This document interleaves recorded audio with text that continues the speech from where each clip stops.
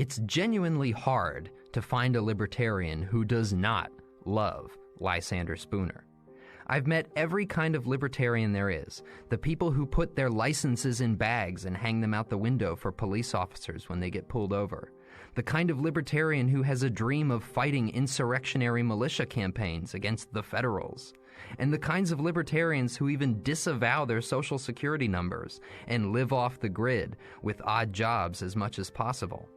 But everyone, no matter what kind of libertarian you are, everyone loves Lysander Spooner. Historian Phil Magness joins us again to talk about this most radical of libertarians.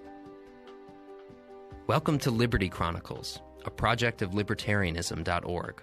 I'm Anthony Comegna.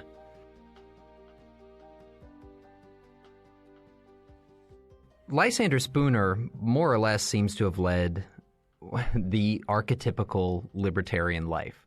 It's hard to imagine a real, actual person who led much more of an archetypically libertarian life. So can you tell us a bit about his personal history? Yeah, so there's the kind of the running joke. If there's ever a libertarian that wants to film a biopic about somebody in libertarian history in the movement, Lysander Spooner is probably the ideal candidate of that. You could give a really kind of a swashbuckling tale of someone who more or less waged war on the government for a 50, 60-year stretch of his life, basically from the very origins of his entry into adulthood to almost the day he died. He's taking up anti-statist causes, and he's doing so in very creative and subversive ways. So Spooner is he's born on a farmhouse in a central Massachusetts, out of an old Puritan family. We don't know too much about his childhood other than he's left a little bit of glimpses of autobiographical material from time to time. But what happens with Spooner is he comes under the tutelage of a pair of attorneys that try to raise him up through the law, give him instruction basically through the old apprenticeship system, the way that legal training used to be. And this is really the font of his first encounter with the state. The state of Massachusetts at the time had started passing a variety of regulations and licensing schemes of if you wanted to practice law, you basically needed to go through a bunch of regulatory fulfillment, as distinct from this older common law tradition of you go and apprentice effectively with a barred attorney. So Spooner is encouraged by his two tutors that he's working in their law office to basically make a test case against the state of Massachusetts very early in his life. This is in the 1830s when he's active in this campaign to essentially force his way into the legal profession without going through the regulatory hurdles that the state of Massachusetts had put up. So one of his first pamphlets is on this subject, and he effectively gets the state to stand down and admit him into the bar, into the courtroom. So that's kind of the very first font of Spooner's activism. And what we see from there is him taking up cause after cause after cause of basically railing against what he sees as injustices in law that are imposed by the government. And these can be some very small things. He thinks that government is the font of monopoly in society. His next big crusade, for example, he goes into trying to free the postage system and introduce competition to it. The big one that he's most famous for, which we can get into, is working in the abolitionist movement as a radical anti-slavery man, and he champions this cause for a good 20 years of his life. And then what we find is after the Civil War, after slavery is abolished, he turns to various other economic causes, but it's a similar theme. He sees state monopoly of property, or state monopoly of money, or state monopoly of the legal system as the mechanisms that introduce injustice and appropriation of wealth into society. So he continues for the rest of his life as basically a crusader against these different causes in a very archetypical libertarian way. Now, I want to go back to those two threads you mentioned about the post office and abolitionism, and I want to see if we can tie them together in his biography at all. Because, as you know, the post office was an early focal point of abolitionist campaigns of all different sorts and backlash against abolitionism. So there was this, especially the incident in South Carolina in 1835 when the Charleston mob burned all the abolitionist mails, and that touched off William Leggett's conversion to abolitionism, among others, after him. There were figures like Barnabas Bates, who was a Locofoco contemporary of Spooner, who was trying to do the same thing by reforming the mails. His big cause was to get postage rates down as far as possible, and he wanted to do that with competition of many different kinds, reform of the postal system. And his purpose, Barnabas Bates's purpose behind that, was to make it easier for abolitionists to use the mail and flood the mails with their material for a very cheap rate. I wonder, is there any connection that you can find between Spooner's post office or postal activism against that monopoly and tie it to his abolitionism in any way?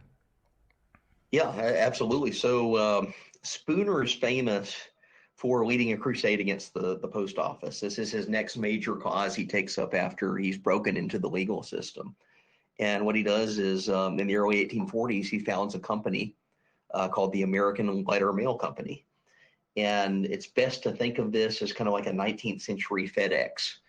And what they did is they set up station offices in all the major cities along the East Coast. So you could go to the American Letter Mail Company in Boston, you purchase a stamp, put it on your package, and there would be a carrier that every week would travel up and down the coast, dropping off that package from office to office. So the Boston office would carry to New York, pick up new packages, drop off packages bound for New York, move further down to Philadelphia, down to Washington, D.C., all the way down to Charleston, at least was the idea behind the scheme. And the historical literature on this has focused on the market mechanism behind it. So postage rates are very high through the federal government, and Spooner views this as his entry mechanism. He says, I can do this for cheaper than the federal government does. So I'm going to sell my booklet of stamps cheaper than what the federal government does to deliver mail along the same route. And we'll just do it through this distribution system of stationing offices and have a carrier move between them. And we can outcompete them. And that will force through the competitive mechanisms the federal government to lower its postage rate. So he gets a lot of credit for that story. He's sometimes cited as the father of cheap postage in the United States. But the other context to it is the one that you mentioned.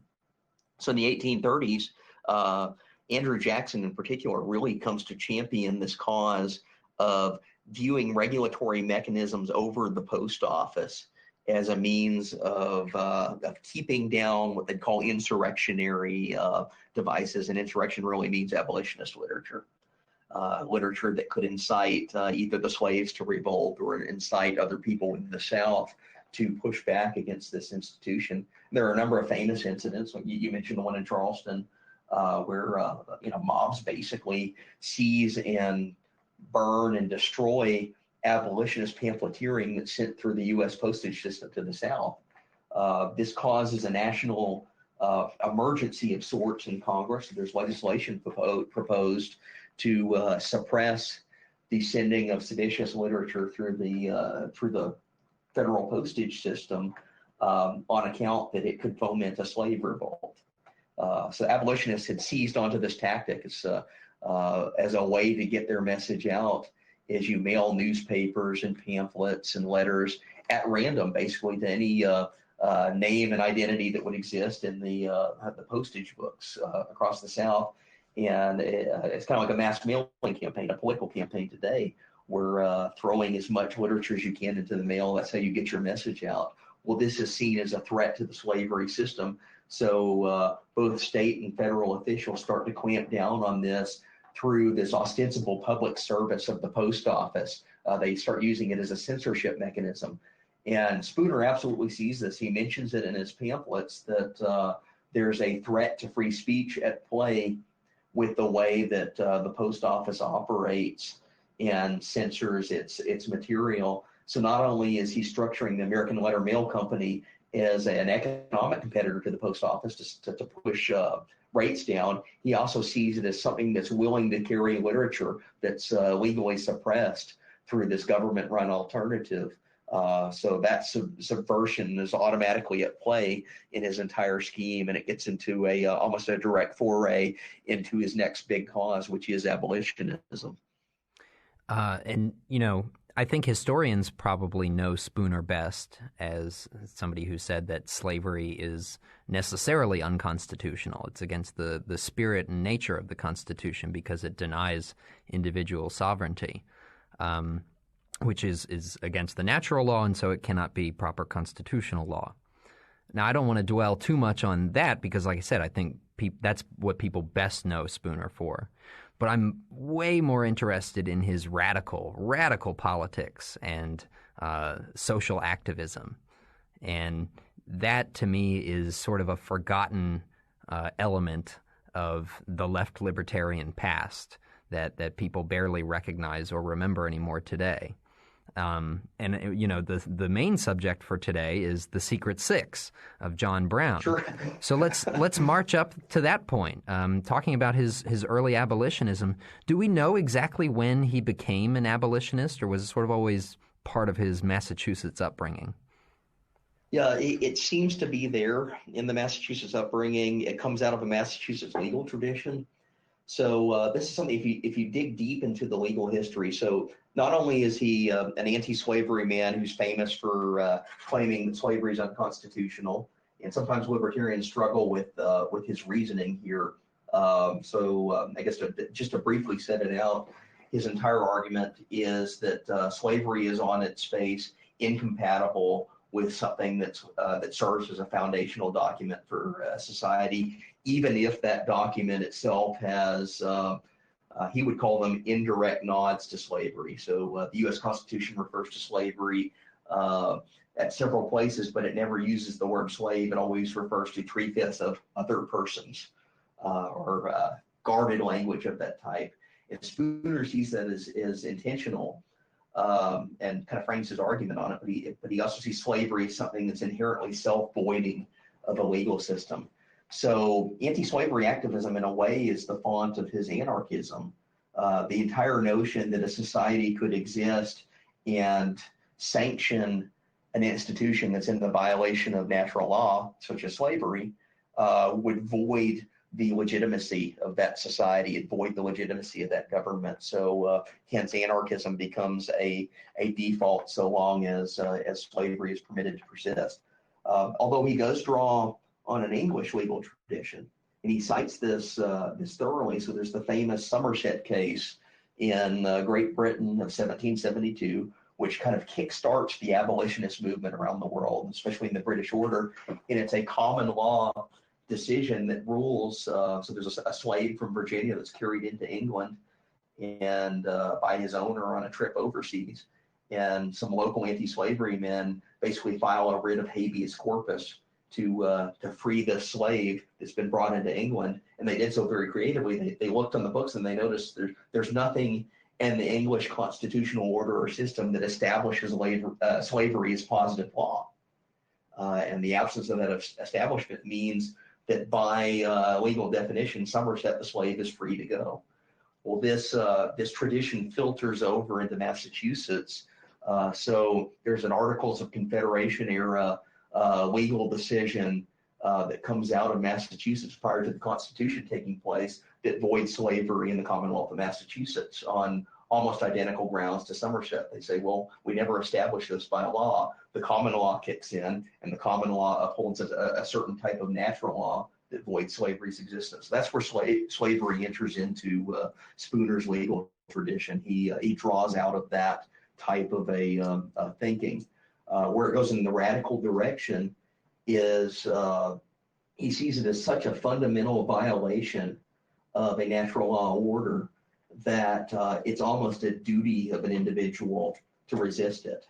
It's almost a duty of anyone who values a free society to oppose any and all type of slavery everywhere. So it's a very universalistic form of anti-slavery activism, which gets him into quite a bit of tension with some of the other abolitionists who are arguing a more localized case-by-case approach, or are arguing a containment policy, which is what we see in the Republican Party when it emerges in the 1850s and 1860s.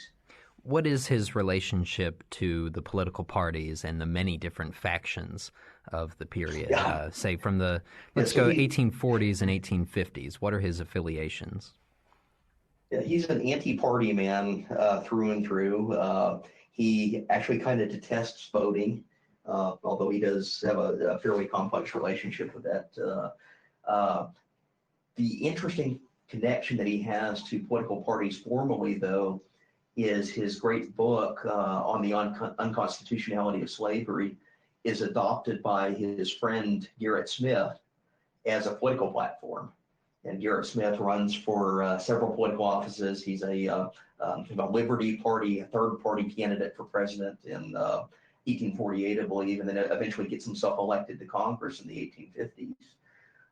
And Smith is a similar old school radical New England abolitionist. He's based in New York. Smith is personally wealthy, and he uses his family's wealth as basically to be a patron of anti-slavery causes and a patron of anti-slavery thinkers. And Spooner's one of those that comes into connection with him. So Smith is influenced by this doctrine, by this book. And even though Spooner himself is not saying, well, let's run a national political campaign on the unconstitutionality of slavery, you have someone like Gerrit Smith who is taking up that cause and saying, well, let's adapt it into our own political message and make this the platform on which we run. Smith is a better known figure than Spooner in the sense that he's a more visible, prominent abolitionist on the political scene of the United States for about 20 years. He's also one of the core members of the Secret Six, and in a way becomes a patron of Frederick Douglass at many points in his time. So there's another political dissemination of Spooner himself. Douglass undergoes a conversion in the late 1840s or early 1850s from being a Garrisonian, someone who views the Constitution as a pact with slavery, to being a Spoonerite. And there are several speeches where Douglass says, I've been convinced by the eminent legal thinker Lysander Spooner that slavery is indeed incompatible with the Constitution. And that's what we build our political platform on. And by the end of the 1850s, Spooner publishes at least two broadsides advocating that white Northerners gang up together, arm themselves, invade the South, break the slaves' chains, free as many as possible, put the chains on the planters, and chastise them until they give up slavery. Right. So it's kind of like an ordered slave revolt that he's advocating. Very much a radical direction that he's moved in, but it's a philosophy of liberty that's underlining both of them. He's actually somewhat similar to another black abolitionist of this era, Henry Highland Garnett, in his prescriptive approach. And Garnett is famous as a free black Northerner who campaigns and crusades against slavery. He gives a speech in the 1840s where he declares, let your motto be resistance, resistance, resistance, resistance. And this is directed to the slaves of the South. And Garnett's message to them is, take your case to your master, plead that by natural right you are to be free. And if he frees you, he will be fulfilling his moral duty as a human being, his moral recognition. If he doesn't free you, he may strike you down, but if he does, resist that. And let your spilled blood effectively be the tool of resistance. So it's a very pessimistic outlook in the sense that it's welcoming a slave revolt in play, but it's also a realistic outlook in saying that these people are not willing to negotiate to leave their institution voluntarily. And Spooner's very much of that mindset. So in the 1850s, 1858 is the big scheme. He authors a series of pamphlets and broadsides, and his intent is to mail them around the country to paper them across the South. One of them actually is an appeal to the non-slave owners, the free whites of the South, to join in the scheme. And he tries to use moral suasion to convince everyone that receives this into believing that slavery is a wrong. And it's not only a wrong, but it's also their own individual moral duty to stand against that wrong. And in so doing, through that intellectual, moral instruction that he's provided by his pamphlet, to order and instigate a revolt that forcibly unchains the slaves, that forcibly frees the slaves off the plantation system and turns the institution around against their masters. But also notice there's always that appeal to human decency to the masters to change their ways. So, we'll shackle you in return as a means of freeing our slaves, but you can come over to the right side and, no harm felt. See the error of your ways and admit it in this institution, and life will be good again. So it is a little bit utopian in that sense. This is very much a Spoonerite approach to how to handle the slavery problem. As you can tell, this is a very, very radical solution. And there are other, not only Southerners that are horrified by the fact that he's publishing these things, there are other abolitionists that are saying, wait a minute, we want to achieve our anti-slavery goals through a very incremental, gradualist political approach rather than just upheaval of the entire system. So they view this as kind of undermining their cause because it's too radical. The one person that doesn't, though, is John Brown. And that's where we get into Spooner's complex relationships with that element of actual slave revolt style abolitionism. Right. And now when I've been doing my reading in the period, I've seen some historians, very few, but some have mentioned Spooner directly as somebody involved in the Secret Six to some degree, although it's fairly hazy as to what exactly his role was. But most people leave him out entirely, and I believe if you go to the Wikipedia page on this, he's not mentioned whatsoever. So, it sort of speaks to the general sense of a lack of knowledge about what exactly Spooner did, what role he played in this John Brown raid on Harper's Ferry. Could you tell us exactly what were his connections to the Secret Six? Yeah, so the Secret Six refers to a group of 6 financiers and abolitionists from the North who basically provided the financial backing and a little bit of the logistic infrastructure behind John Brown's raid on Harper's Ferry. And it's an interesting, eclectic group. There are 2 members in particular that are friends with and very closely connected to Spooner. So there's the physical connection, and that's Gerrit Smith, who we mentioned, the wealthy abolitionist. He's one of the financiers of the Brown scheme. And the second is more of a Massachusetts friend of Spooner, and this is a minister by the name of Thomas Wentworth Higginson. He's another great classical liberal type Unitarian minister from New England. Ran in Spooner's circle. Spooner served as his attorney on a couple of different cases connected to abolitionism in the early 1850s, and kind of runs in that circle. So Smith and Higginson and 4 others are the main financiers behind the Brown conspiracy, which, as we know, famously launches a raid on the federal arsenal at Harper's Ferry, and is actually quickly suppressed by the U.S. military before it really takes root.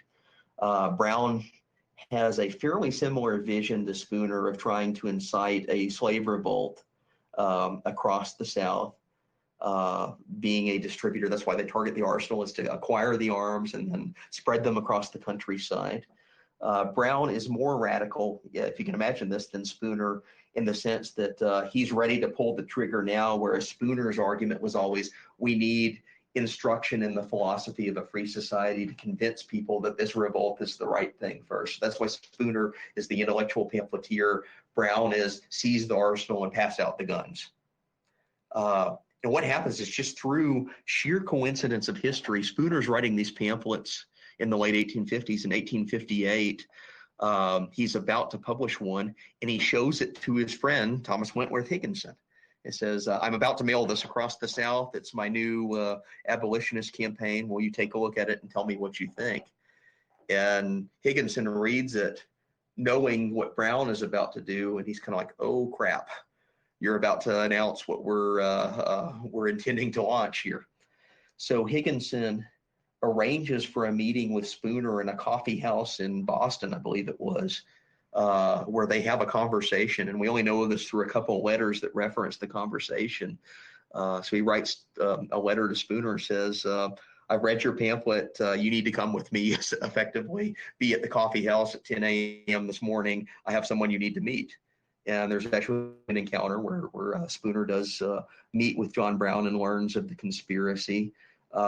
He doesn't jump in full-fledged as someone that can really do anything to launch the conspiracy while it takes off, but he's aware of it and has a little bit of reservation because, again, he's the intellectual. He thinks we need to lay out the intellectual case for a revolt first and foremost before we actually pull the trigger and engage in the revolt.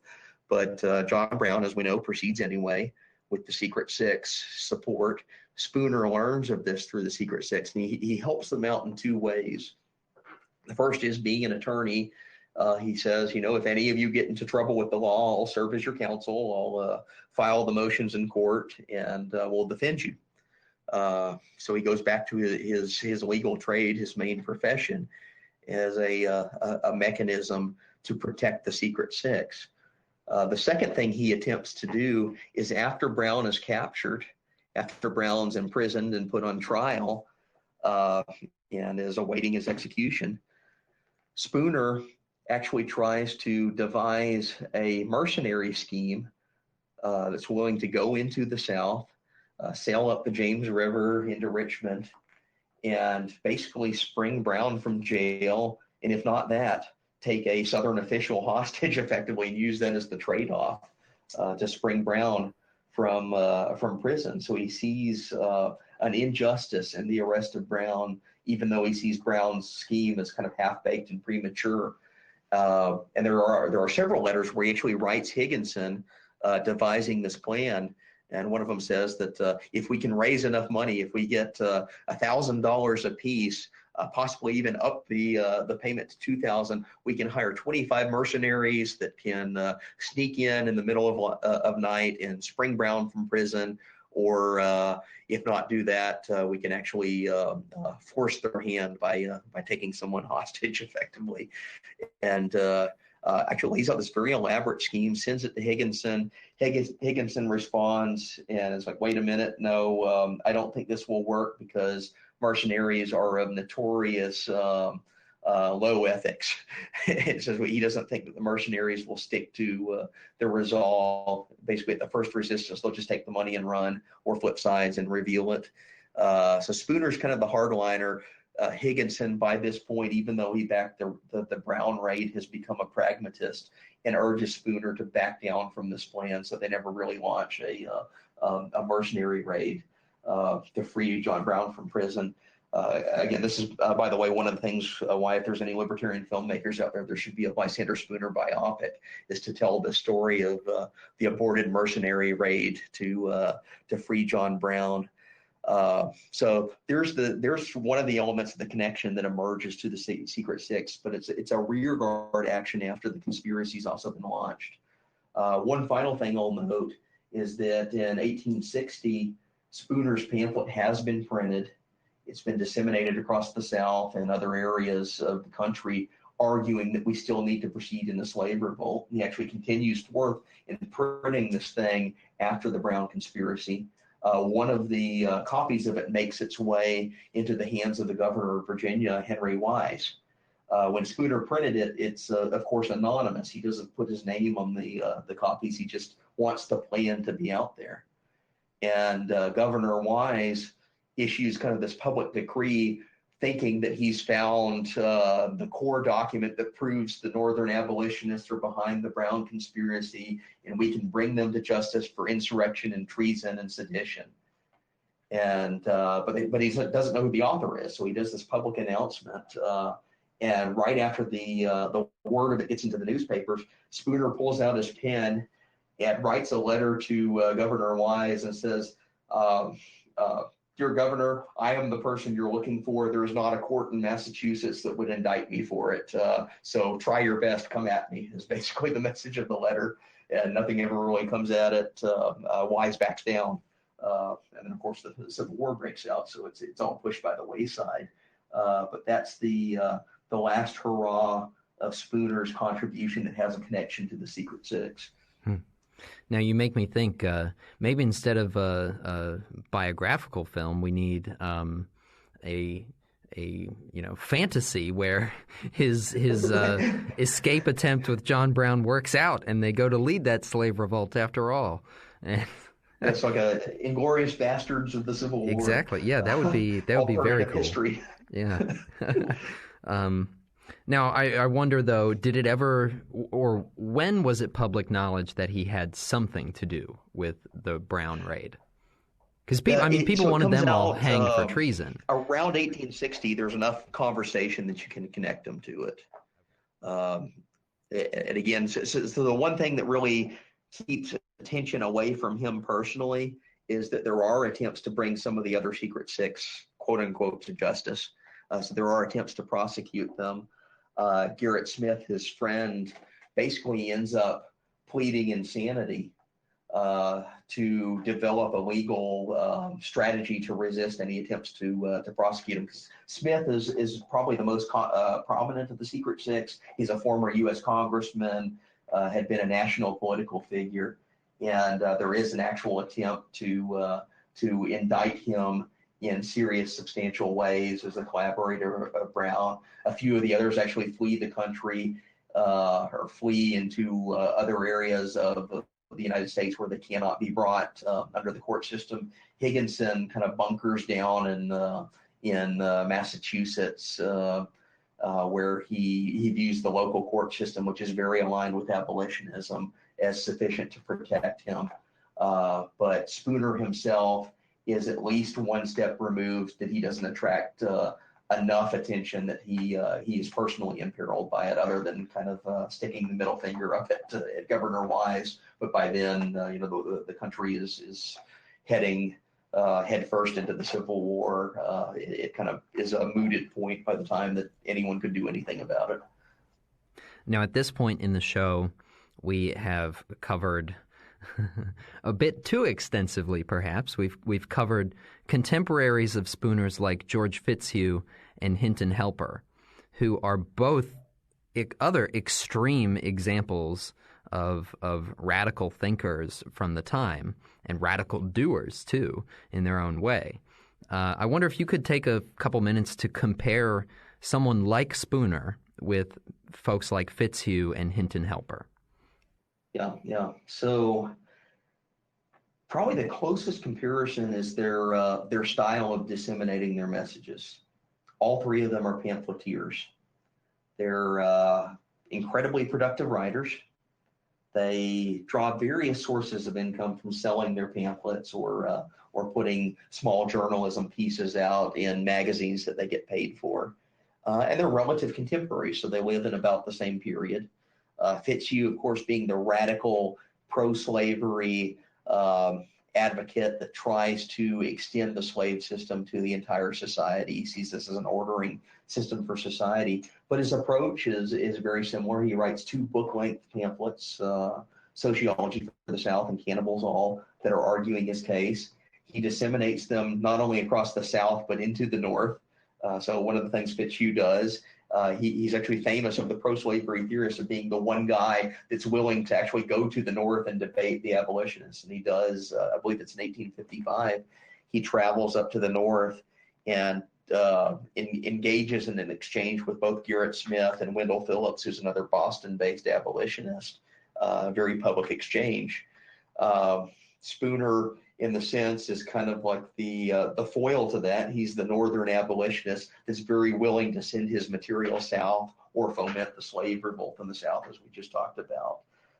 So stylistically, there's a bit of similarity. This taps into an older lost art of social action that we no longer see today. The pamphleteer or it's morphed into other things. I guess they do it on blogs and Twitter today or something, would be the closest parallel. But you have intellectual figures that aren't necessarily connected to a specific institution like a university or a research outfit, but nonetheless engage in legal theorizing or political theorizing or social theorizing, and they take their message to other intellectuals in the form of pamphlets and very elaborate, sophisticated arguments in pamphlets. So both Spooner and Fitzhugh do that. Hinton Rowan Helper, very similar case. He's a Southerner by birth that views slavery as an evil of society. He views it as a wrong that exists around him, and he blames it for some of the economic malaise that afflicts the South, the lack of industrialization. But he's also much more wedded to a racial vision of uplift for the white man. So Hinton Rowan Helper is effectively what we would call a radical colonizationist. He wants the blacks freed, but then he wants them moved off the continent. And his whole motive for doing this is much more rooted in, he thinks slavery is inflicting a wrong economically on free white Southerners, the poor whites of the South, than the blacks themselves that are affected by slavery, even though he does believe it's a wrong, it's an injustice to them. But the racial motive is more aligned with his own class, his own group, than with the actual victims of slavery itself. But he's a pamphleteer, and he's also someone that's willing to take his case across the country. He moves to the North, he publishes his material in the North, and then sends it south, and causes all sorts of rage and backlash from the slave owners that he's attacking. So the style is very similar between these three figures. What does differ is that Spooner has a more enduring intellectual legacy because he's not just an anti-slavery theorist. He's not just wedded to the issue of slavery. He's actually articulating a full philosophy of human liberty. And slavery just happens to be the big issue of the 20 or so odd year period that he's at the height of his political writing and the height of his political philosophizing. But you can take a Spooner pamphlet on monetary policy from the 1870s or a Spooner pamphlet on theories of government from the 1880s. You can find the same themes of human liberty and an appeal to natural rights that you'd find in an 1840 or 1850 pamphlet that he wrote against slavery. So there's a universal dimension that's not present in these other guys, unless you want to call Fitzhugh kind of like a forerunner to the alt-right, which I actually think there is some case for through the Carlylean connections he has. But someone like Spooner is a much broader thinker than just slavery alone, even though he's as radical as one can get short of John Brown on the slavery issue. You know, a couple other things strike me. They all three make explicit class appeals, right? But Spooner's is clearly the classical liberal version of class, that the government is the great exploiter and the mass of humanity is its victim. And the other two are not so concerned about it like that. And it's interesting, too, that both Fitzhugh and Spooner have politics that are terribly unpopular and ineffective. But Hinton Helper and his sort of xenophobic populism is very, very popular politically. But yet both him and Fitzhugh die in obscurity, and Spooner, like you said, is the only one who leaves a genuine intellectual remnant. You know, he leaves a circle of followers and admirers around somebody like Benjamin Tucker, who just absolutely adore his legacy.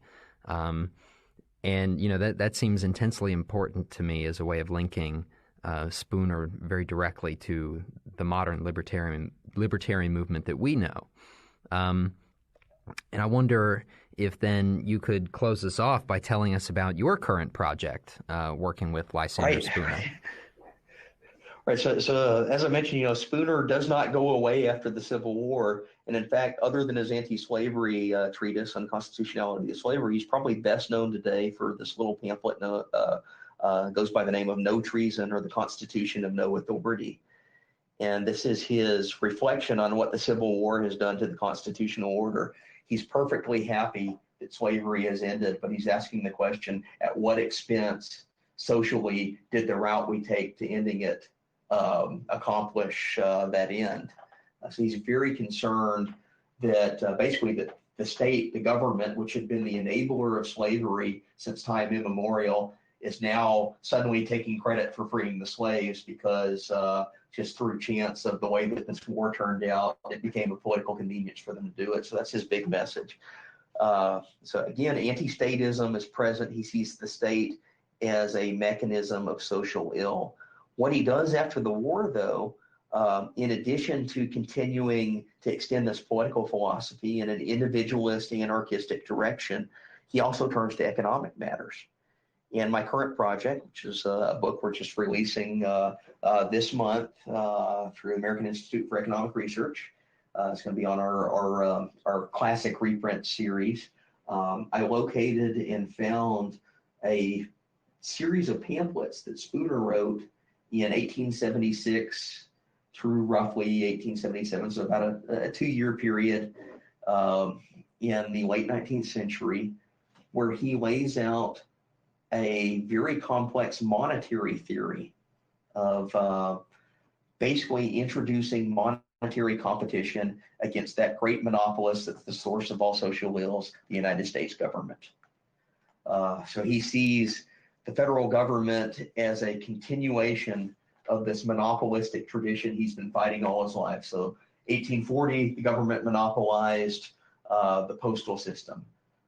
Since time immemorial, the government had monopolized the labor system by instituting slavery and giving it legal sanction. After the Civil War, he says, government monopolizes the production and issuance of currency.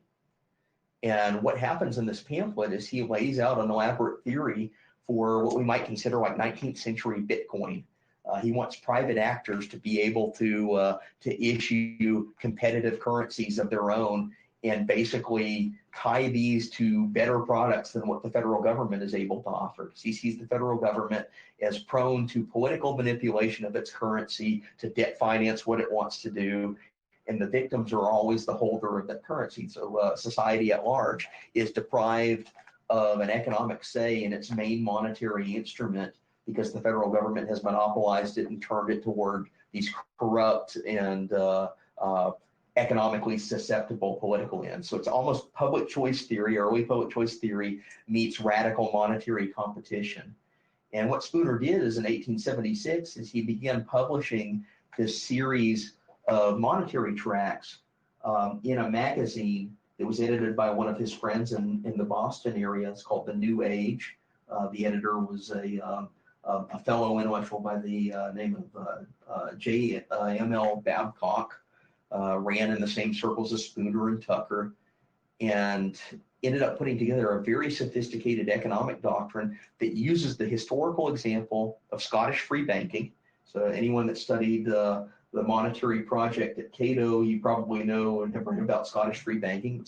Spooner does a historical analysis of Scottish free banking and says, this is our model for introducing monetary competition into the United States, and basically lays out a theory of how it would work and how it would solve some of the credit crises that had caused economic depressions and recessions in his own day, the big one being the Panic of 1873. So he wrote this pamphlet. It was known in his day. It's cited in several newspapers. But after Spooner died, it kind of fell by the wayside. And it was believed for many, many years that the only existing copy of this pamphlet belonged to his mentee and protege, Benjamin Tucker. Well, Tucker inherited Spooner's papers from his estate and kept them for many years to try and keep that torch alive. But Tucker had a very unfortunate incident right after the turn of the 20th century. He owned a bookstore where he kept all of his massive collection of pamphlets and 19th century legal individualistic anarchism, including Spooner's papers. And the bookstore went up in flames. There was a fire that destroyed his collection. So it's always been thought that this pamphlet, this great monetary tract that we knew in other references, had been lost to history. And what it turns out to be is that a few surviving copies of this newspaper he serialized it in for did manage to make it through the ages, although they're in incomplete form. So there's no single library in the United States that has a full run of this newspaper called The New Age. And what I did is I went through and I found all the different library collections that had bits and pieces of the New Age and pieced back together the serialized form. So now we have a 200-page Lysander Spooner treatise on free banking and competitive currency that basically lays out his theory of how that type of a system would work.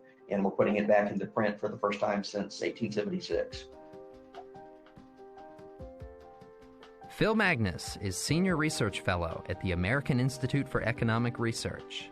And definitely keep your eyes out for his latest book on Lysander Spooner, 2 treatises on competitive currency and banking. Liberty Chronicles is a project of libertarianism.org. It is produced by Tess Terrible. If you've enjoyed this episode of Liberty Chronicles, please rate, review, and subscribe to us on iTunes. For more information on Liberty Chronicles, visit libertarianism.org.